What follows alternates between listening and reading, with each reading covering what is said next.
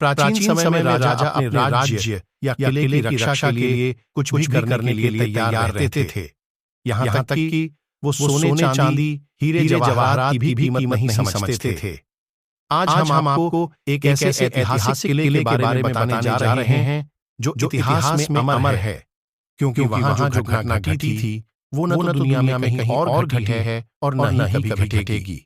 वजह से इस किले का नाम विश्व इतिहास में स्वर्णिम अक्षरों में लिखा गया है। दरअसल हम बात कर रहे हैं चूरू किले की, जो राजस्थान के चूरू जिले में स्थित है। वर्ष 1644 में ठाकुर कुशल सिंह ने इस किले का निर्माण करवाया था। इस किले के निर्माण के पीछे मकसद आत्मरक्षा के साथ साथ राज्य के लोगों को भी सुरक्षा प्रदान करना था। यह किला दुनिया का एकमात्र ऐसा किला है जहां युद्ध के समय गोला बारूद खत्म हो जाने पर तोप से दुश्मनों पर चांदी के गोले दागे गए थे। यह इतिहास की बेहद ही हैरान कर देने वाली घटना थी जो वर्ष 1814 में घटी थी। उस समय इस किले पर ठाकुर कुशल सिंह के वंशज ठाकुर शिवजी सिंह का इतिहासकारों के मुताबिक ठाकुर शिवजी सिंह की सेना में 200 पैदल और 200 घुड़सवार सैनिक थे।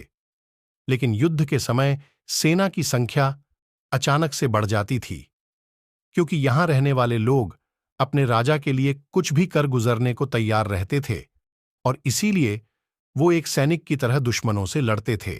सिर्फ यही नहीं, ठाकुर शिवजी सिंह की प्रजा अपने राजा और राज्य की रक्षा के लिए अपनी धन दौलत तक लुटा देते थे।